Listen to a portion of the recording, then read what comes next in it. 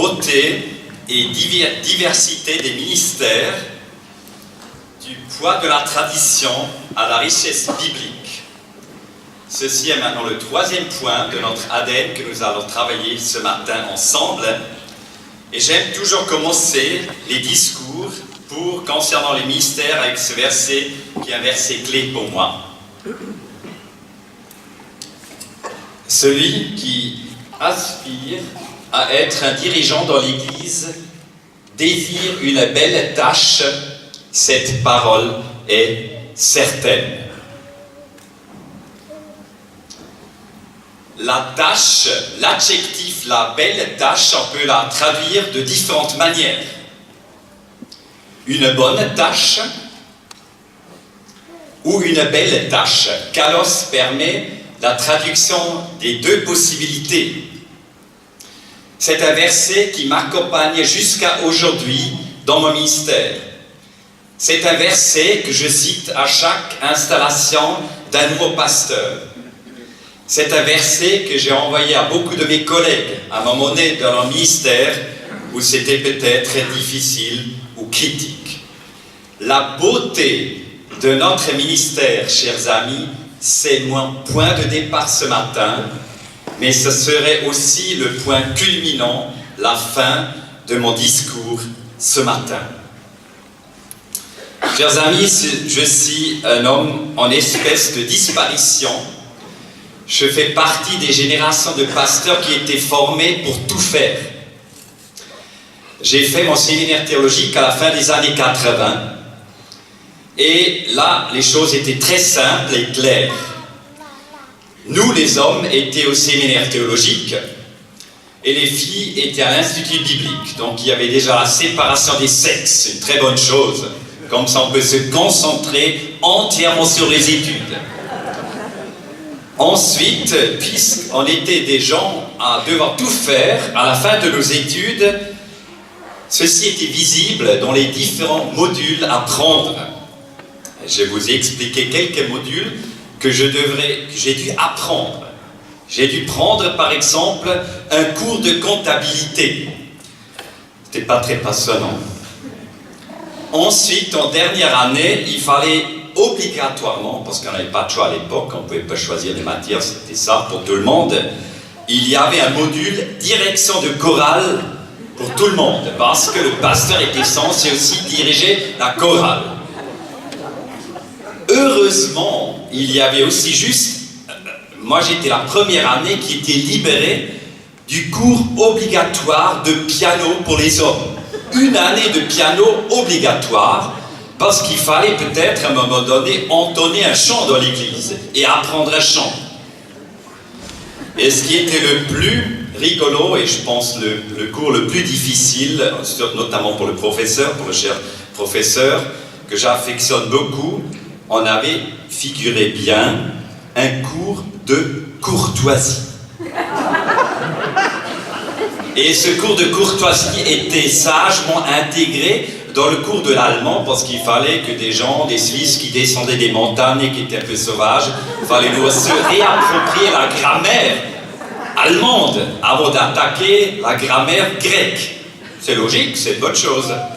Quand je corrige aujourd'hui les travaux de mes étudiants, je suis que occupé par l'orthographie et pas pour le contenu théologique. Peut-être pas si mauvais que ça. Enfin, il fallait apprendre les règles, en allemand dit les règles de knicker. Et les Anglais, c'était un peu Debrets etiquette. Je vais faire le test avec les messieurs. Si vous connaissez-vous les règles de courtoisie? Si je me promène sur le trottoir d'une ville avec une dame, où je marche, les messieurs, du côté de la rue ou du côté des maisons? Alors les messieurs, je vais écouter si vous connaissez encore les bonnes règles de courtoisie. Rue, pourquoi? Bravo, bravo. Voilà pour protéger cette dame qui est à côté de nous. Donc vous voyez, je pense que ce cours était beaucoup plus difficile pour le professeur que nous, parce qu'on s'est beaucoup amusé, mais il fallait passer par ce cours-là. Nous étions ici clairement dans le cadre de compréhension qu'il fallait tout savoir pour tout faire comme pasteur à l'issue des études. Et à l'époque, c'est vrai, dans les cultes, il y avait peut-être à l'époque 3-4 personnes qui étaient mobilisées. Contrairement à aujourd'hui, il faut mobiliser une dizaine, une quinzaine, une vingtaine de personnes.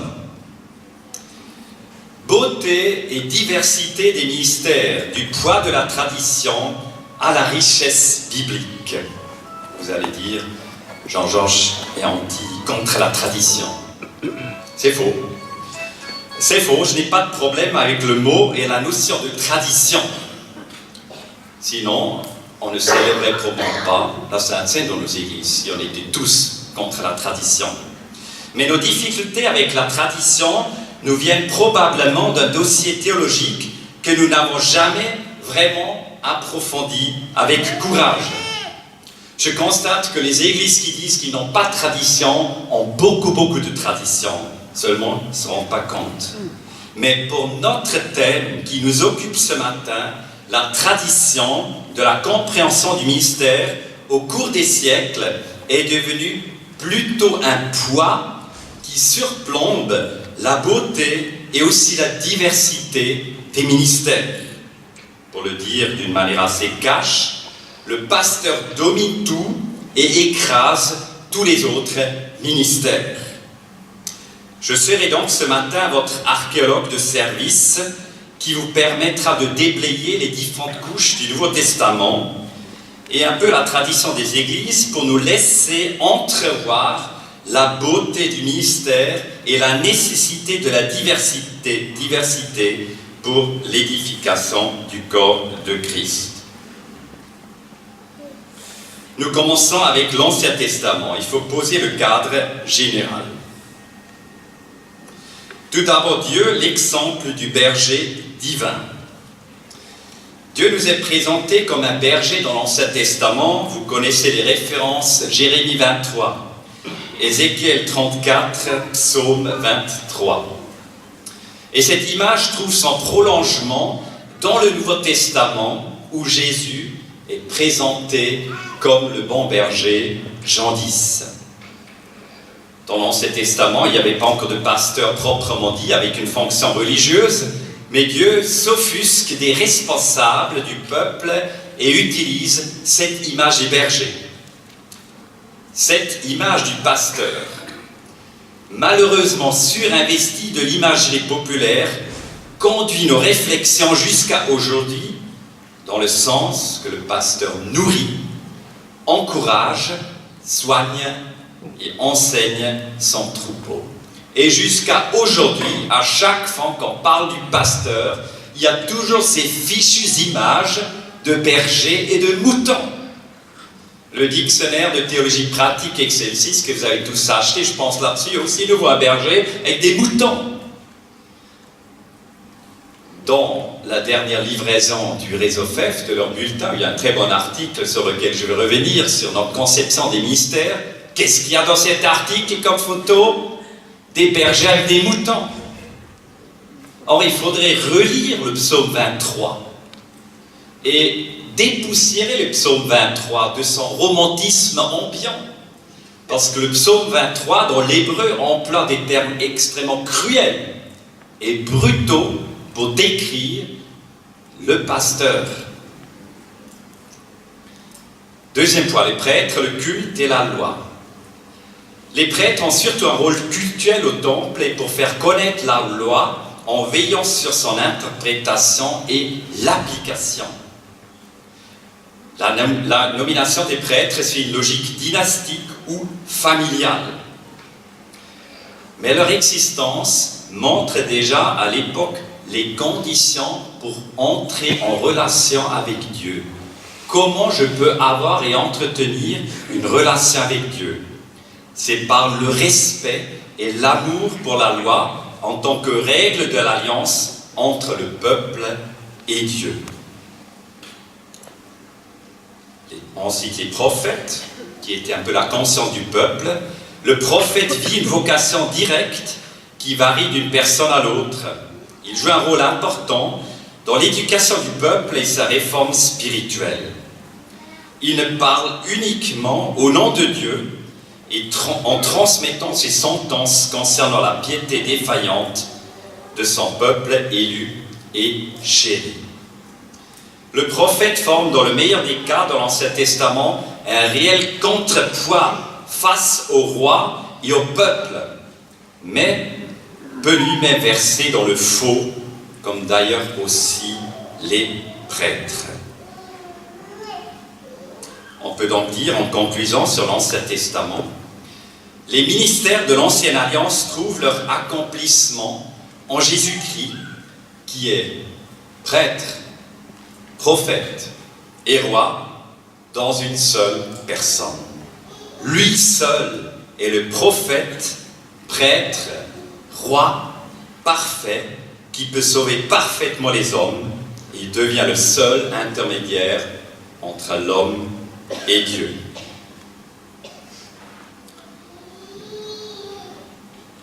Passons, deuxième point, au ministère de la Nouvelle Alliance.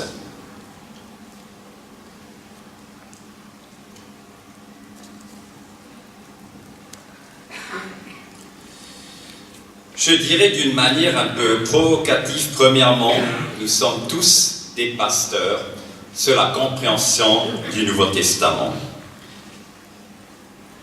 L'évangile de Jean termine avec une grande surprise, parce que l'évangile de Jean est dominé par la mission de Christ. Christ est le missionnaire par excellence. Tout l'évangile de Jean est dominé par cette mission christocentrique. Et tout d'un coup, à la fin, c'est la grande surprise que nous banalisons dans le message, malheureusement. Tout d'un coup, Jésus dit, mais vous, je vous envoie aussi. Vous, je vous inclus aussi dans ma mission. Je ne sais pas pourquoi Dieu le Père a voulu ça. Je ne comprends pas ici la logique divine. Que Jésus veuille bien nous inclure dans sa mission. Et c'est dans ce sens que l'apôtre Paul peut dire dans 1 Corinthiens 3,9 « Ainsi, nous devenions ouvriers avec Dieu. » Les ministères de l'Ancienne Alliance, concentrés dans le Christ, sont maintenant à leur tour répartis d'une manière universelle sur tous les enfants de Dieu.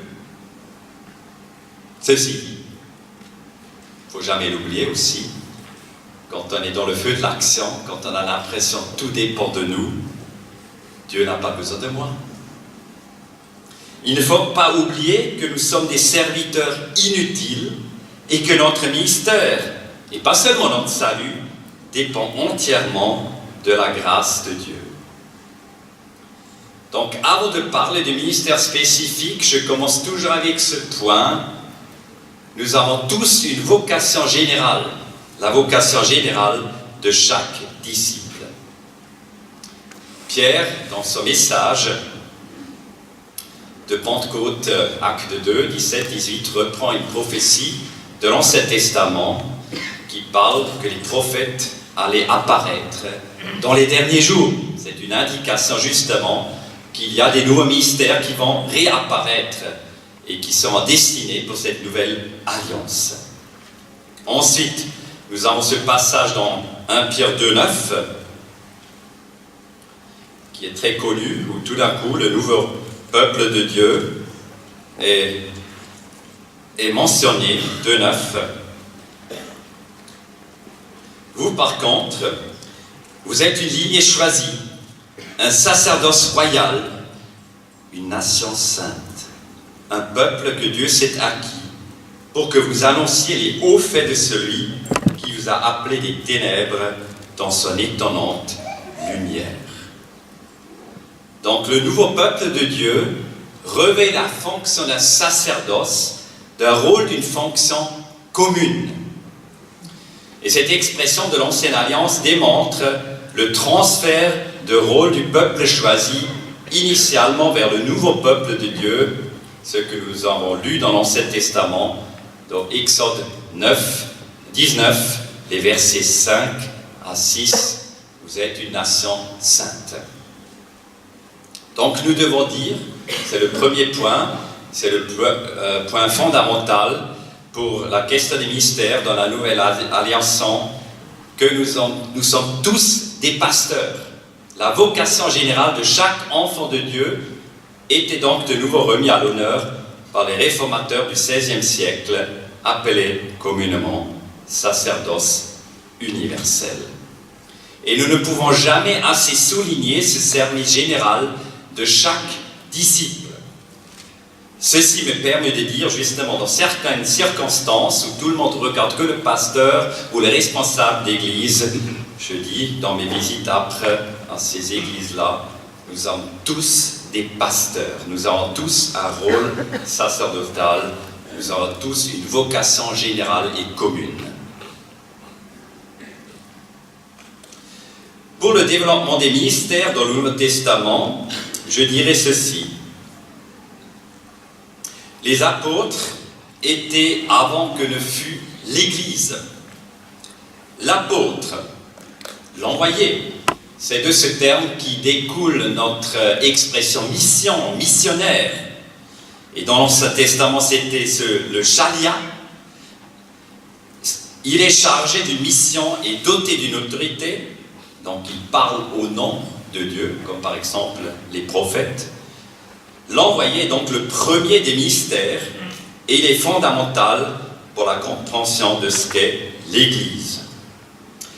L'Église a vu le jour suite à un mouvement spirituel qui a engendré une structure d'abord charismatique dans l'Église. Au début, dans les premières églises, il y avait donc un lien étroit entre les charismes, les dons et les ministères. Ensuite, dans les épîtres pastorales qui ont été rédigées plus tard, on découvre les définitions nettement plus précises des ministères qui font penser à une organisation plus institutionnelle, allant jusqu'aux instructions détaillées d'installation d'évêques ou de diacres. Ceci montre que l'Église avait besoin de se structurer et de fixer des règles suite à quelques dérapages que nous connaissons. Donc nous voyons bien qu'il n'y a pas un seul mode de fonctionnement ou une seule structure et encore moins un seul ministère. Les ministères d'apôtres, de prophètes et d'enseignement sont présents dès le début de l'Église. D'autres se sont rajoutés au fil du temps, tels les anciens, les diacres ou les évêques. On peut donc observer dans le Nouveau Testament une pluralité de systèmes qui coexistaient. La régression que nous déplorions, évidemment, a commencé à s'opérer lorsque l'Église s'est peu à peu mise à évincer les ministères charismatiques du début, notamment ceux des apôtres, des prophètes et des enseignants. L'autorité spirituelle et charismatique, qui était comprise comme une autorité de service, s'est peu à peu transformée en une autorité cléricale. Le poids des traditions millénaires fait que nous devons nous prévaloir du risque d'une surinterprétation de l'enseignement concernant l'Église d'une manière générale et des ministères spécifiques en particulier. Nous devons être conscients que le Nouveau Testament nous laisse juste quelques indications générales concernant l'ecclésiologie et nous décrit le début de quelques communautés historiques.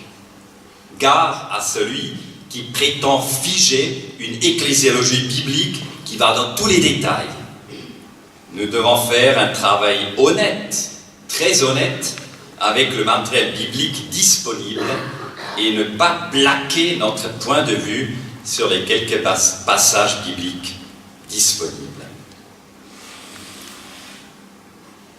Maintenant, nous allons vers ces deux grandes lignes ou deux types de ministères que nous avons très bien décrits dans notre document de base, notre compréhension de l'Église, le document Ecclésiologie, que nous avons voté déjà il y a très très longtemps en arrière, mais c'était en 2017, mais c'était le premier document fondamental que nous sommes donnés pour décrire quelle est notre compréhension de l'Église. Et maintenant, je pense que vous connaissez ce texte par cœur, vous souriez, vous comprenez tout de suite ce que c'est. Donc ici, je vais juste citer deux passages, il me semble, c'est tellement bien décrit, ça vaut la peine de les lire. Donc nous comprenons les ministères dans deux grandes lignes, autour duquel se construisent deux types de ministères. On peut dire la première ligne part du corps du Christ. Donc, et la deuxième ligne est rattachée plutôt à la réalité visible d'une communauté locale. Donc je vais d'abord lire l'introduction de ce paragraphe, de ce document. Nous distinguons dans le Nouveau Testament deux lignes de service indispensables et complémentaires pour accompagner le développement de l'Église. Les exemples et descriptions des Écritures nous servent de modèle, sans pour autant nous soustraire à un effort de contextualisation.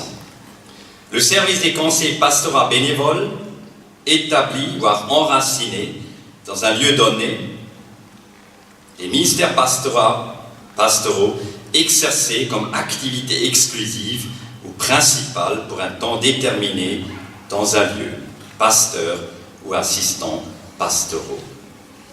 Je vais maintenant sauter le passage concernant les conseillers pastoraux bénévoles et je vais uniquement citer le paragraphe concernant les pasteurs, et vous savez bien, il s'agit ici d'un terme générique que nous utilisons, tous les autres ministères, voilà, sont inclus maintenant dans ce terme. La principale mission des pasteurs consiste donc, grâce à leur exemple, leur vision et leur enseignement, à développer le potentiel de chaque membre. Le Christ a fait don de ces hommes pour que ceux qui appartiennent à Dieu soient rendus aptes à accomplir leur service en vue de la construction du corps du Christ. Éphésiens 4, 15. Les pasteurs ainsi donnés à l'Église œuvrent avec leurs dons spécifiques à aider l'Église par leur leadership à développer une vision biblique de sa mission, à entraîner l'Église par leur exemple et leur charisme dans tel ou tel domaine du service chrétien, à aider les chrétiens trouvés à développer leurs ministères respectifs au sein de la communauté et dans le monde, à encourager, si besoin, reprendre, équiper et former les chrétiens. Il ne faudrait pas limiter le rayon d'action de ces ministères systématiquement à la seule structure locale de l'Église. Les ministères prennent parfois avantageusement une dimension supralocale et s'opèrent alors au bénéfice de plusieurs églises d'une région, tant au niveau de l'implantation de nouvelles communautés qu'au sein d'églises existantes, disposant par ailleurs d'un groupe de responsables bénévoles. Les pasteurs, dans la diversité de leurs dons, présentés dans le Nouveau Testament comme des grâces, charismes, que le Seigneur accorde à l'Église, collaborent aux côtés des responsables bénévoles pour une durée déterminée. Sans leur être supérieurs ou inférieurs, ils se distinguent des responsables bénévoles principalement par 4 traits distinctifs. Ils bénéficient d'un appel au ministère pastoral et d'un engagement spécifique correspondant à leurs dons. Ils sont reconnus non seulement par l'Église locale, mais par l'union dans laquelle ils servent. Ils sont relativement mobiles, alors que les responsables bénévoles sont en principe fixes. Dans notre contexte, la durée de leur ministère dans une ville ou une région est généralement d'une dizaine d'années et correspond à un besoin spécifique.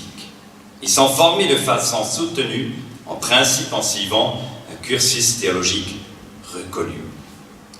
Leur action est donc déterminante pour l'implantation et le développement des églises, leur cohésion doctrinale, leur organisation et unité, les synergies régionales, nationales. Fin de citation. J'aime beaucoup cette distinction plus nette que nous avons formulée ici qui permettent de mieux distinguer les deux rôles, de favoriser la particularité et la dignité de chacun. Et ceci me paraît un juste rééquilibrage après 2 décennies, je dirais, de nivellement, genre le pasteur est un ancien comme un autre. Quand j'ai commencé mon ministère dans les années 90, c'était toujours souligné cela dans les églises de Vision France, je me rappelle. Évidemment, on sortait du modèle hiérarchique, du pasteur qui fait tout, et on allait maintenant vers le modèle pseudo-démocratique ou démocratique qui disait, voilà, oui, tu es pasteur, tu es ministère prophétique, oui, mais attention, tu es comme les autres. Tu as une seule voix dans le conseil des anciens, ça c'est pas mauvais, mais tu es comme les autres. C'est ce que j'appelle les 2 décennies de nivellement.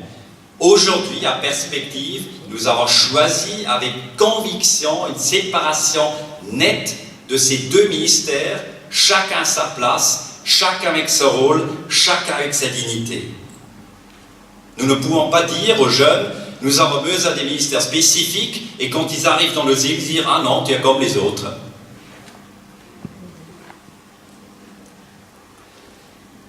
Nous venons maintenant à ce fameux texte, je pense que la lettre aux Éphésiens est arrivée, ou Épérès, il est arrivé, la lettre, c'était là dans la boîte aux lettres.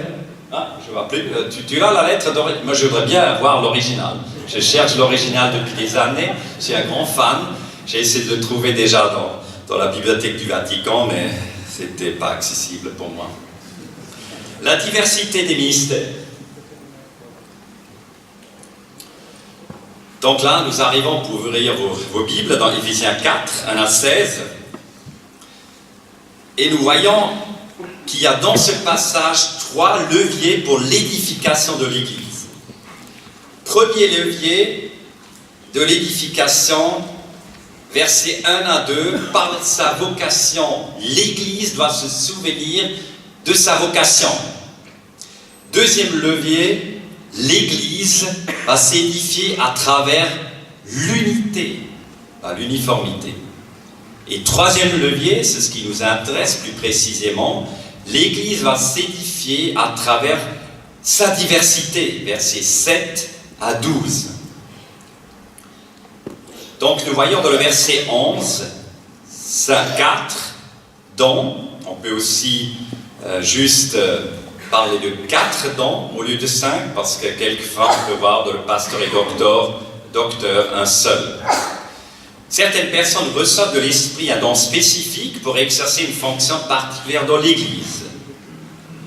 Alors pourquoi Paul, ici à Éphèse, ne parle-t-il pas des structures de l'Église? Pourquoi il ne parle pas des évêques, des anciens, des diacres, comme dans les épîtres pastorales?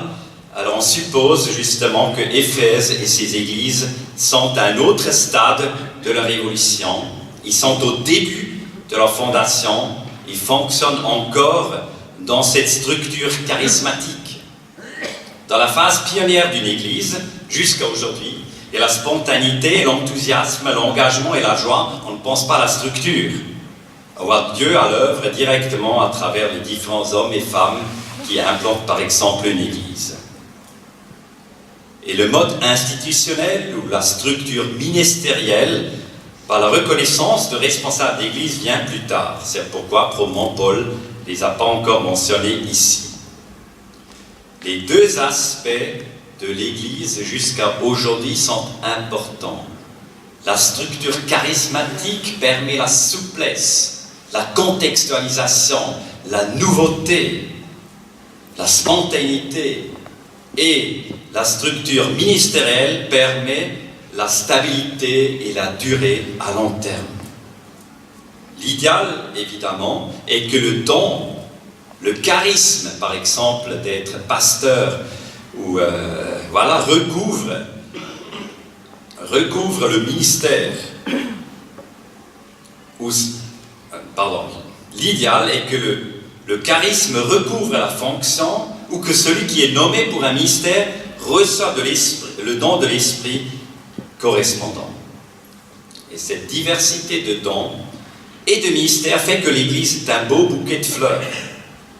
La diversité n'est pas l'ennemi de l'unité, mais tout simplement le 3e levier nécessaire de l'édification de l'Église. Chaque don ministère aide l'Église à un autre stade de son développement ou dans un aspect pour remplir sa mission.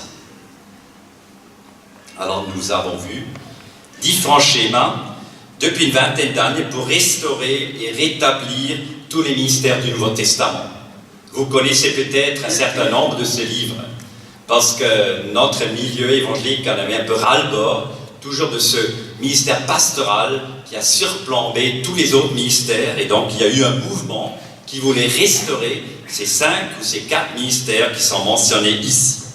Alors moi je l'ai aussi rencontré de ces schémas. J'ai été aussi à déjà une conférence où on a parlé de ça. Par exemple, on a parlé de la main puissante de Dieu. Et on a dit, le pouce correspond à l'apôtre, l'index au prophète, le majeur à l'enseignant, l'annulaire au pasteur et l'auriculaire à l'évangéliste. Ah, c'est génial!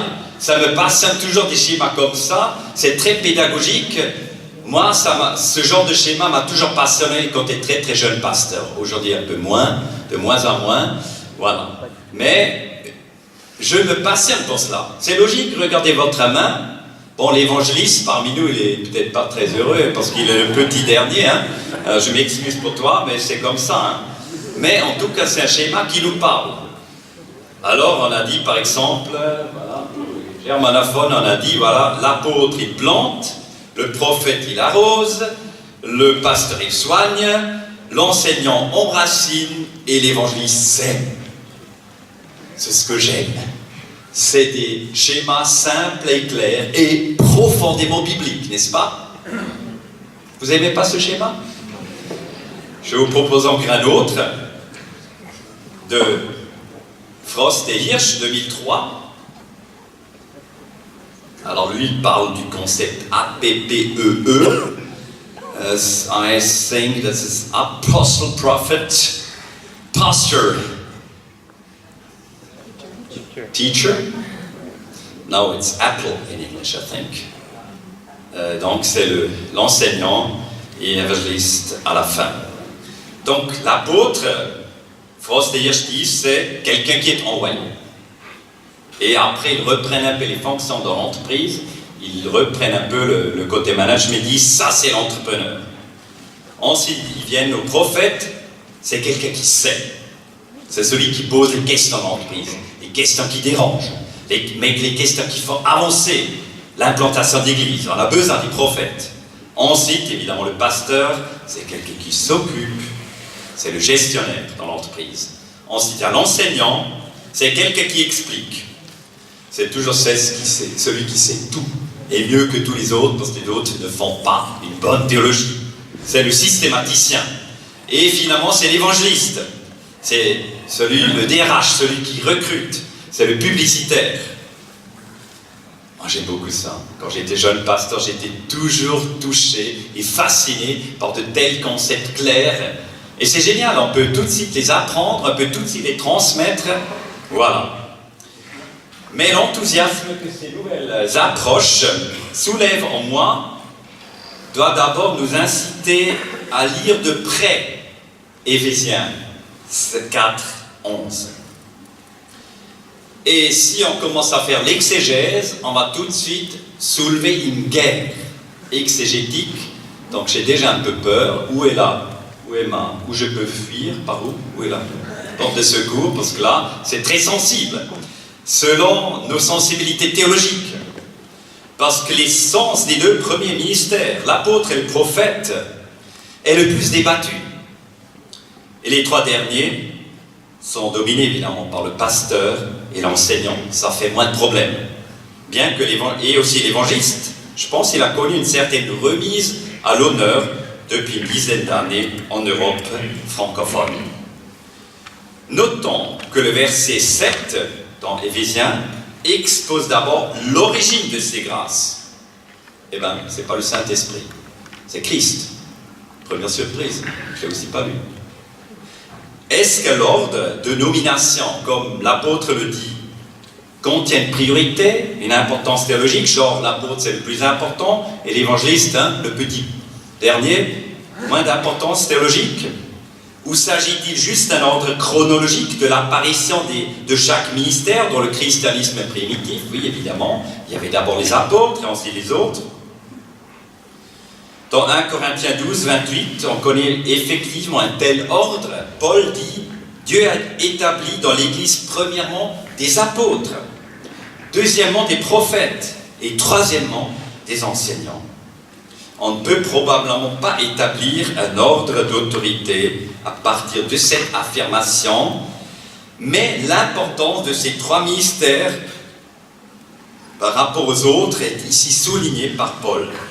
On peut aisément observer qu'au début de ce mouvement de base juif, il y avait des apôtres et des prophètes, et que les 12 ont eu un rôle unique. Alors, je vais essayer d'expliquer courtement les différents ministères. L'apôtre d'abord.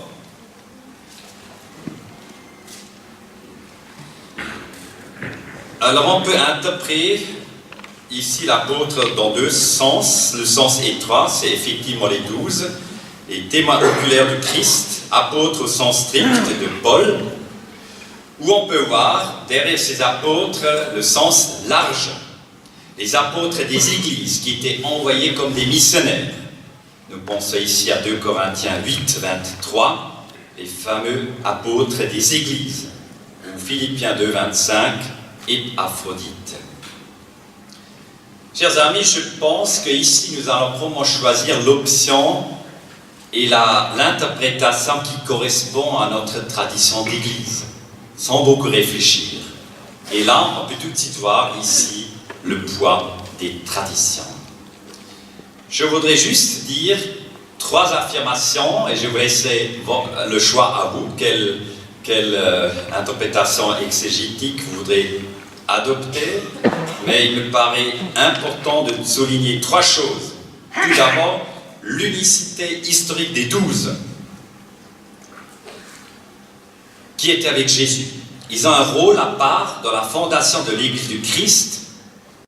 Ces 12, on ne peut pas les imiter, on ne peut pas les refaire. Ils sont uniques. Jésus dit, dans Matthieu 16, 18, à Pierre, c'est sur cette pierre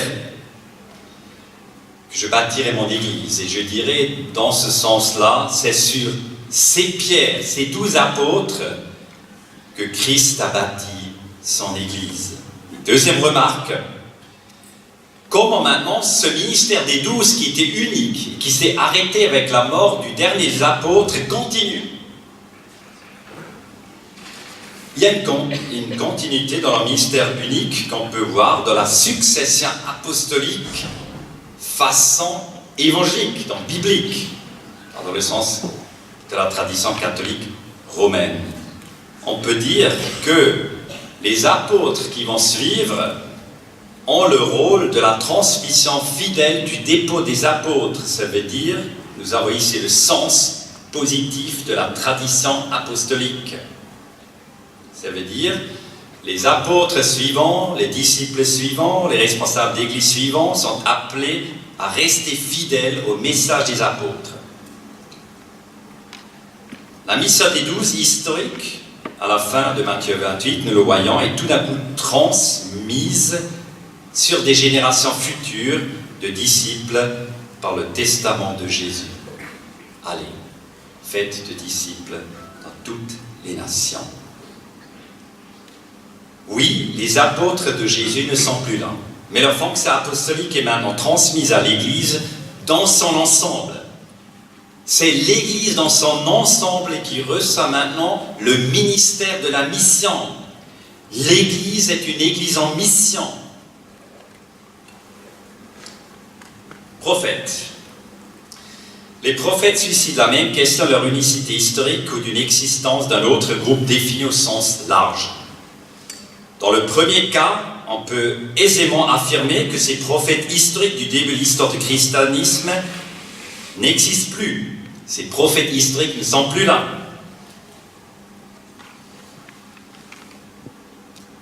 Dans la deuxième interprétation, prophète au sens large, un ministère actuel, nous restons malheureusement dans le domaine des suppositions. Nous ne le savons pas. Quelques-uns disent qu'il s'agirait d'un ministère qui combine l'exposition des Écritures avec une application pertinente et personnelle au contexte actuel. Donc Paul nous donne quelques précisions sur les prophètes au sens large du terme dans l'église à Corinthe. Il semblerait qu'il y avait tout un groupe dans cette église. Mais ce groupe se trouve seulement dans 1 Corinthien et disparaît déjà dans 2 Corinthiens. Leur ministère est décrit en opposition avec les gens qui parlent en langue. Vous pouvez lire ça dans 1 Corinthiens 14, les premiers versets, ou tout le chapitre. Et ici, la prophétie se rapproche à une parole d'édification, d'exhortation et de consolation. C'est bien beau. Mais maintenant reste la question, qu'est-ce qui fait la distinction entre le prophète et le pasteur, la prédication? Quelle est ici la distinction à faire? Merci de me donner la solution. Je l'attends déjà depuis quelques années. L'évangéliste. L'évangéliste, les 3 derniers ministères donc sont plus faciles à décrire. Nous voyons l'évangéliste Philippe et Timothée, Acte 21, de Timothée 4. Le verbe évangéliser est souvent utilisé pour parler de la communication et proclamation de l'évangile. Le don de l'évangéliste se détache de la vocation générale de chaque disciple d'être un témoin du Christ par une capacité particulière d'exposer le salut aux hommes qui ne connaissent pas encore ce message. Et finalement, le pasteur et docteur, on peut voir cela comme un seul ministère ou en 2. La plupart des commentaires vont parler d'un seul ministère.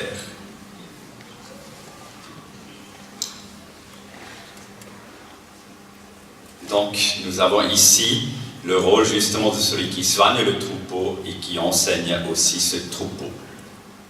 Voilà, ceci pour les 2 premiers longs paragraphes. Maintenant, ça devient un peu plus concret. L'histoire de l'Église, je vous en donne cela. Ce serait pour une autre fois. On va aller au point 4. La conclusion et après les enjeux. D'abord, pour conclure. Dans le Nouveau Testament, il y a une théologie de ministère est très difficile à établir à partir de ces quelques versets bibliques que nous avons. Nous avons des témoignages historiques forts dans les actes et dans les épîtres. Le modèle de l'Église primitive que nous aimons est difficile à discerner. 2000 ans d'histoire nous en séparent. Alors, quelles paroles, quelle théologie, quels principes s'élèvent de ces paroles du Nouveau Testament applicables dans n'importe quelle période et dans n'importe quel lieu? C'est difficile, voire impossible. C'est pourquoi, je parlerai d'une exégèse honnête ou d'une théologie de l'étiquette. Les modèles actuels qui me fascinent, les Fivefold Ministries, la main puissante de Dieu, et ainsi de suite, reposent sur des pieds d'argile au niveau exégétique. Ce qu'on fait dans ces modèles, ça veut dire, ce qui est positif, ils veulent restaurer les mystères oubliés, c'est d'une bonne motivation, mais sur une mauvaise base théologique. On ne peut pas lire tous ces bouquins juste dans les 5 expressions. Ce genre d'approche, je l'appellerais ça, c'est une théologie de l'étiquette. C'est une théologie très courante dans nos milieux. Alors la théologie va me dire, il y a l'apôtre là-dedans, mais quand je regarde dedans et que je goûte, je ne sais, ça ne correspond pas à l'étiquette. C'est-à-dire, on prend une expression biblique, fontaine, non, ça c'est pas biblique, on dit c'est la fontaine, je peux voir la fontaine, mais quand je regarde derrière, il n'y a pas grand-chose derrière l'étiquette. Donc arrêtons de faire des théologies de l'étiquette. Ceci pour les approches contemporaines. À mon avis, ça démontre tout simplement qu'on n'est pas mûr pour faire une réelle théologie des ministères. Ensuite, je dirais, l'ecclésiologie détermine les ministères. C'est-à-dire, ta conception d'église va déterminer aussi ta conception des ministères. Et nous, les protestants et les évangéliques, nous avons une relation très compliquée, difficile avec l'Église. Nous sommes très critiques vers l'Église. Et cette approche est chez les évangéliques encore renforcée, nous disant d'abord 10 fois « Ah, l'Église n'est pas importante. Non, non, c'est pas important. L'Église n'est pas importante. Oui, non, bah, tu n'es pas sauvé par l'Église. Hein? Non, non, non, il n'y a pas d'intermédiaire. Il y a un seul intermédiaire. Et nous renforçons ce message depuis la Réforme, toujours de plus en plus. Et tout d'un coup, à la fin, dans notre petite théologie évangélique, ben, il faut quand même encore trouver une petite place pour l'Église. Elle est où, là? Elle est où? On lui donne une toute petite place. Je dirais ce déficit ecclésiologique est transmis comme une patate chaude à travers des siècles. Je le transmets à d'autres. On ne sait pas quoi faire avec l'Église jusqu'à aujourd'hui. Nous avons une ecclésiologie contre. Dans notre histoire, on était contre l'Église catholique romaine. On était contre la conception luthérienne de l'Église. On était contre la conception réformée de l'Église. Et en France, les milieux évangéliques ont adopté souvent une gouvernance de l'Église congrégationaliste en opposition avec l'épiscopat monarchique de l'Église catholique. Est-ce que c'était une ecclésiologie biblique? Il faut redevenir honnête, chers amis. Souvent, notre conception de l'Église est une conception d'Église contre. Mais si nous disons d'abord, dans notre discours théologique, l'Église n'est pas importante, l'Église n'est pas importante, alors on a déjà beaucoup de mal à définir positivement ce que c'est l'Église. Mais ça veut dire, pour la théologie du mystère, il y a une toute petite place. Nous avons, et cette ambiguïté nous joue des tours jusqu'à aujourd'hui. Il y a un processus de destruction, réinvention de l'Église est visible tous les jours devant nos yeux dans les milieux évangéliques. On critique une Église existante qu'on connaît. Après, on proclame un nouveau modèle d'Église à l'opposé de ce qu'on connaît. On crée une nouvelle Église, la seule, la vraie, la biblique et la bonne. C'est ce que j'appelle, nous créons constamment des ecclésiologies de frustration, des ecclésiologies déficitaires ou des ecclésiologies idéales. Ceci fait partie du poids de notre histoire, chers amis. Sans ecclésiologie positive, solide, nous ne pouvons pas faire une théologie solide de ministère. Et le point suivant, dans le même sens, la tradition d'Église détermine le contenu des ministères. Dis-moi ton Église et je te dirai ta conception de ministère. L'Église dans laquelle tu vis détermine la conception des ministères. On reproduit ce qu'on connaît. Donc on est très traditionnel. Et puisque le témoignage du Nouveau Testament est assez sommaire concernant les ministères, il y a les différentes traditions qui se sont imposées. Et ici, effectivement, le poids des traditions freine un nouvel examen du Nouveau Testament. N'oublions pas que dans le Nouveau Testament, dans le début du mouvement soi-disant chrétien, l'ordre était inversé. Il y avait d'abord le mouvement de masse, l'Église primitive, il y avait ensuite l'instauration des ministères et finalement la naissance de l'Église, la structure de l'Église à la fin. Et il faudrait revenir à cet ordre-là. Il faudrait retrouver cet ordre si nous voudrons vivre une redécouverte des mystères et un renouvellement spirituel de nos églises. On va souffler un peu. Après, je vais vous dire une hérésie. Puisque nous voulons exterminer une fois pour toutes cette ancienne image du pasteur qui domine tout, je voudrais vous dire c'est impossible. C'est un appel au réalisme. C'est impossible. Parce que cette recherche de quelqu'un qui fait le lien entre la divinité et moi est en nous. Nous sommes construits comme ça. Ça reste une permanence anthropologique. Dans toutes les cultures existe la figure du prêtre. Je dois vous rappeler le sociologue Max Weber, qui était fondamental pour la sociologie des religions, à côté d'Émile Durkheim. Il a fait une typologie des formes d'autorité au sein des organismes religieuse. Et si seulement tous les pasteurs pouvaient un peu étudier cela, ça pourrait beaucoup nous aider.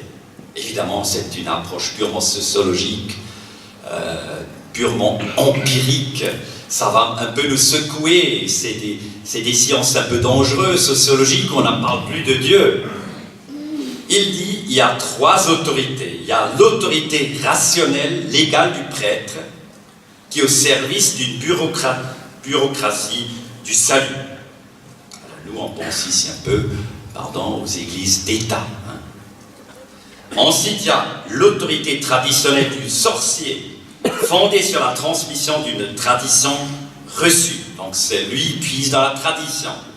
Et troisièmement, très intéressant, mais attention, ce terme ne revêt pas la même signification que nous donnons, l'autorité charismatique du prophète, porteur d'une révélation singulière. Très intéressant cela.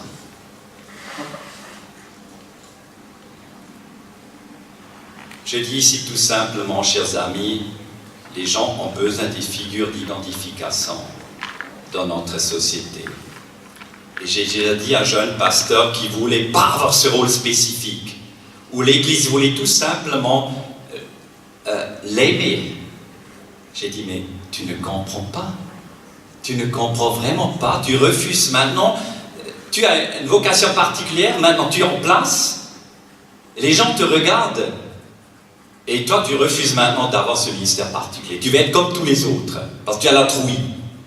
Tu ne veux plus porter la charge qui est liée à ce ministère. J'ai dit, est-ce que tu n'as pas compris? C'est juste un désir très humain que les gens veulent t'aimer. Ils veulent te remercier. Ils veulent t'aimer. Donc, je dirais, cela, nous n'arrivons jamais à faire exterminer cette figure du pasteur. Il ne faut pas lutter contre, mais il faut l'utiliser d'une manière très sage. Alors si l'Église a besoin d'une cravate qui est devant vous, vous mettez d'abord une cravate. Mais dans la 2e année, vous la coupez. Et la 3e année, vous allez avec, comme les stagiaires, des grands pantalons déchirés devant, piercés du pied aux orteils, je ne sais pas où. Vous faites ça comme ça. Mais accueillez d'abord ces demandes des gens. C'est une question d'amour, les amis. Et après, vous pouvez peut-être transformer et mettre un peu critique dans ce modèle du pasteur unique et tout-puissant. Délégation ministère. Est-ce que les ministères que nous avons dans nos églises, c'est juste une délégation de fonction, de travail, ou est-ce de pouvoir, ou c'est un vrai ministère avec une vraie autorité ou une vraie marge de manœuvre? Je suis choqué dans le paysage évangélique en France. J'observe une seule chose, que même la famille ecclésiologique, les familles ecclésiologiques qui étaient contre les pasteurs, embauchent de plus en plus de pasteurs. Bon, et là, on peut peut-être comme ça. Quand je suis arrivé en France, on m'a dit la France a besoin beaucoup d'ouvriers. Alors, j'étais choqué parce que les gens me disaient toujours, mais c'est pas biblique. Alors, c'était pas très encourageant. Ce que tu fais, c'est pas biblique. C'est pas biblique. Le premier qui m'a remercié d'être arrivé en France, c'était un prêtre catholique. Il m'a dit, Monsieur Gantenbein, je vous remercie d'être venu en France parce que vous apportez la Bible. Je n'ai pas reçu ça du milieu évangélique. La vie en France, oui, mais ailleurs, il fallait tout le temps dans les pastorales avec les autres. Tu es pasteur à plein temps, mais c'est pas biblique, c'est pas biblique. Donc, nous sommes toujours en plein dans cette ambiguïté-là. J'ai l'impression que nous allons vers une uniformisation du modèle du ministère à plein temps, tous finalement le même modèle, mais nous restons encore trop dans un modèle de bouche-trou, dans un modèle de délégation. Genre, oui, finalement, c'est pas mal d'avoir un pasteur parce que les anciens n'ont pas le temps. Qui a déjà entendu cela? Je suis le seul. Oui, c'est bon, ton ministère est extraordinaire parce que nous n'avons pas le temps. Est-ce que c'est motivant pour nos jeunes pasteurs d'entendre cela? Pour nos jeunes stagiaires d'entendre, oui, c'est important, mais c'est un modèle de bouche-trou. Ce n'est pas encore un ministère biblique, chers amis. Nous parlons ici pas d'un ministère de délégation, on te délègue un tout petit peu quelque chose, parce que nous n'avons pas le temps, mais il s'agit d'un ministère biblique. Pragmatisme théologique ou théologie des ministères. Si nous restons dans cette posture minimaliste d'un ministère à plein temps, nous développerons toujours des approches pragmatiques avec des conceptions d'étiquette. mais ces modèles ne correspondent pas encore à une vision biblique du ministère. Pour cela, chers amis, il faut oser faire une théologie des ministères et l'assumer. Ça veut dire qu'il faut prendre tout le témoignage du Nouveau Testament et construire à partir de sa pensée une théologie de ministère qui est basée sur telle et telle donnée. Je vous donne quelques exemples. Vous pourrez par exemple bâtir votre théologie des ministères sur le baptême. Attention, c'est l'approche luthérienne, donc l'oubliez tout de suite. Ensuite, vous pourrez par exemple utiliser une théologie des ministères à partir du don de l'Esprit. Nous avons tous reçu le don de l'Esprit Saint. Ça serait une possibilité. Vous pouvez bâtir une théologie des ministères à partir des charismes ministères du Nouveau Testament. Vous pouvez même avoir le courage de bâtir votre théologie des ministères sur des modèles historiques. Pourquoi pas? Parce qu'on invente rarement des nouvelles choses, chers amis. Vous pouvez aussi reprendre le Fivefold Ministries, Apple. C'est génial, les jeunes. Faites cela, mais il faut assumer. Il faut dire, oui, moi je prends un modèle pragmatique qui nous parle, qui nous motive. Ça vient un peu du monde de l'entreprise, c'est génial. Mais s'il vous plaît, dites clairement, c'est pas biblique, parce que derrière les étiquettes, il n'y a pas grand-chose de biblique. Assumez une théologie des étiquettes, mais enrichissez cette théologie des étiquettes peut-être par des valeurs ou une éthique chrétienne.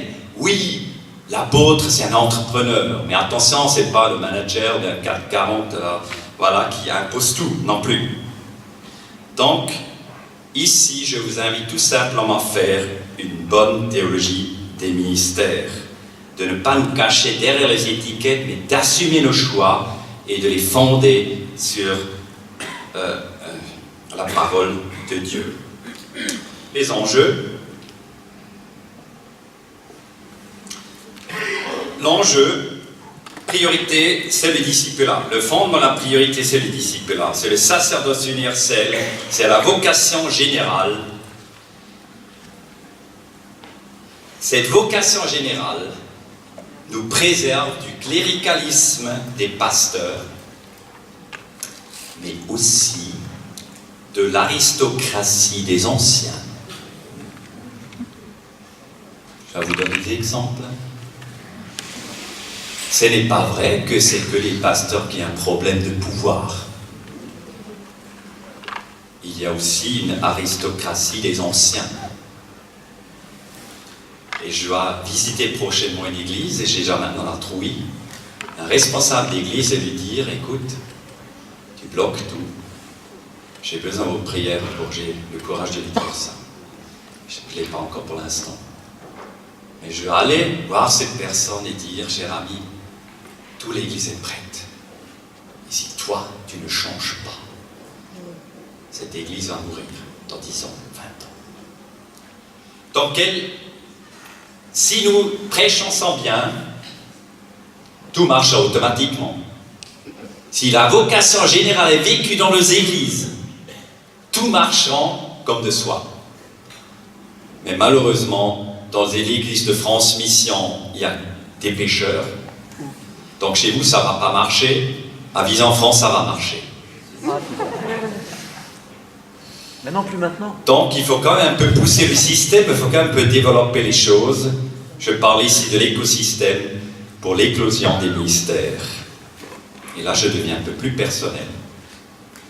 Là où peut naître un ministère, ça commence chez nous, auprès de votre conjoint et de vous-même. Comment vos enfants perçoivent le ministère de leur père, toujours absent, toujours dans les TGV. Comment est perçu cela? Comment le père parle-t-il de son ministère? Comment est-il pendant les repas? Est-ce qu'il est présent ou absent? Je parlerai ici de la famille pastorale. C'est une création unique en Europe. Le couple pastoral, vous pouvez lire des histoires là-dessus, culturelles. J'ai par exemple demandé quelquefois l'avis de mes fils quand ils étaient en âge de raison concernant mon prochaine étape de ministère. J'ai dit, est-ce que tu es prêt à assumer que serai moins là? Et je sais que pour cette dernière année de mon fils, terminale, je dois me freiner, parce que cette année est importante pour lui, et je dois être plus prêt. C'est difficile pour moi. Après, le premier gisement local de nos ministères, c'est l'Église locale. C'est là où Jésus a prévu le 100%.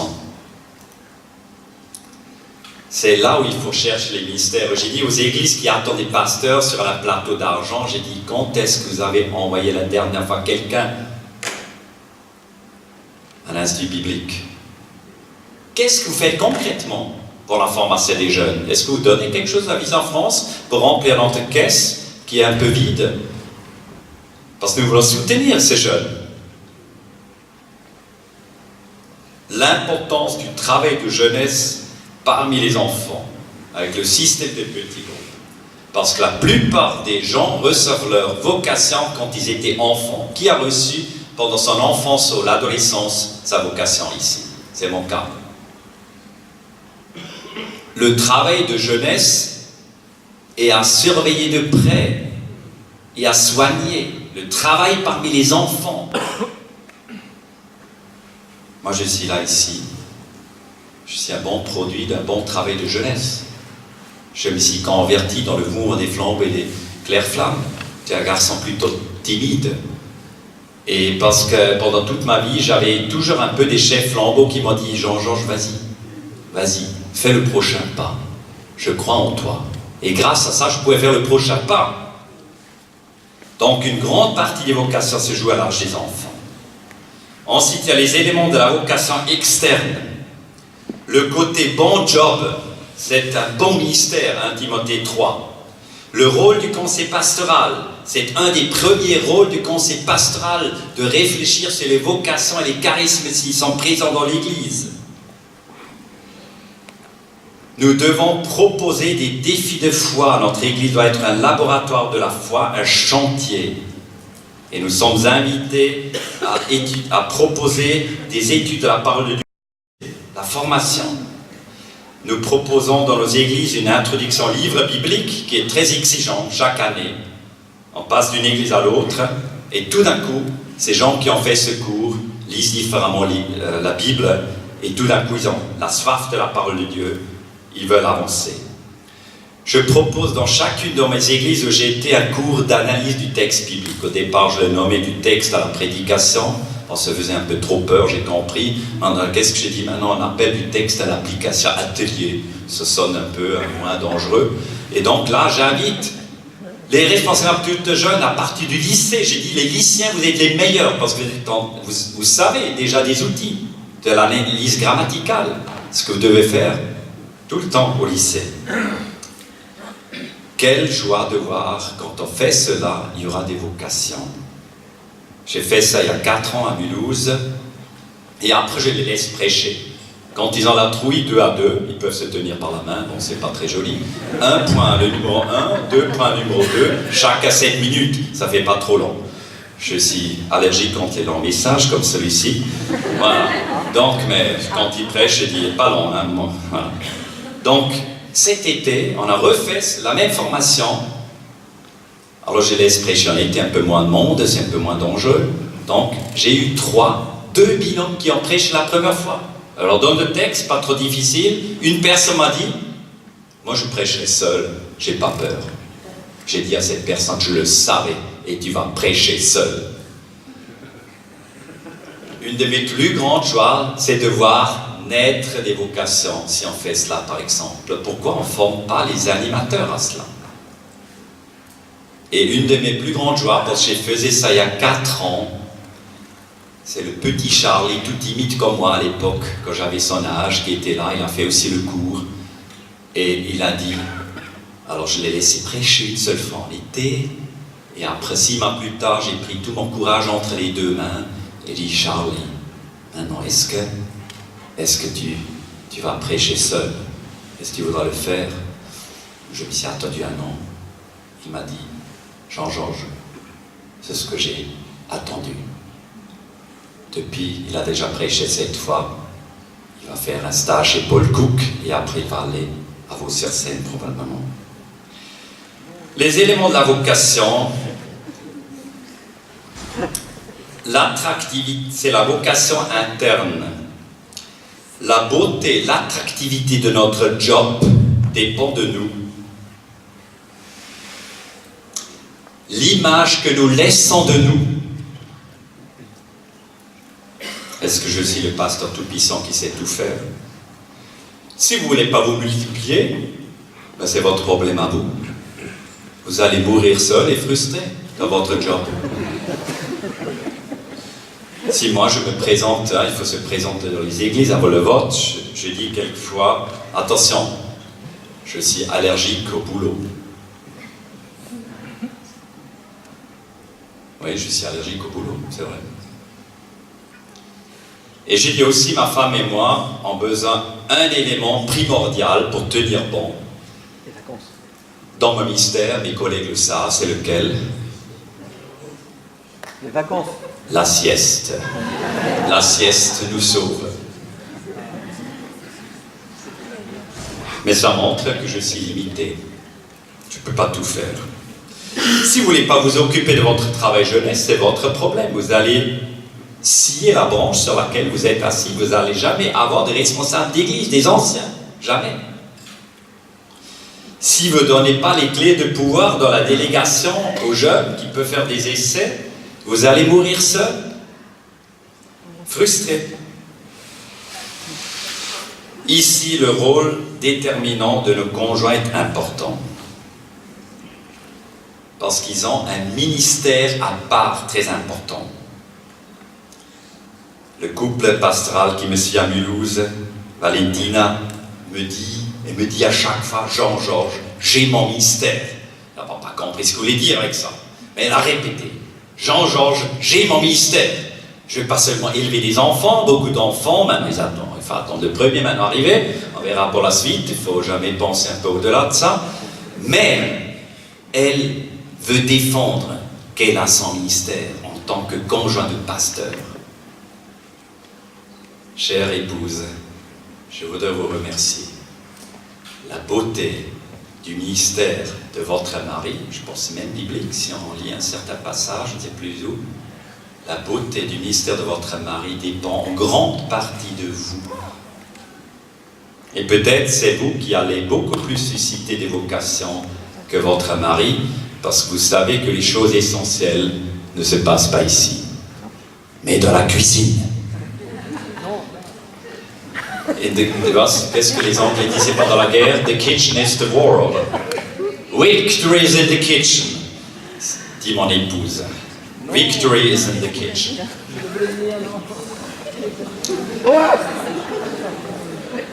Je termine donc avec la beauté de ministère. La beauté du ministère, on peut traduire kalos avec beau, mais aussi bon. Pas seulement bon. Est-ce que nous sommes convaincus que nous avons le meilleur job, chers amis? Après tant d'années de lutte, après tant d'années d'usure. J'avais une période très difficile en tant que président de Vision France, peut-être 5 ans, de souffrance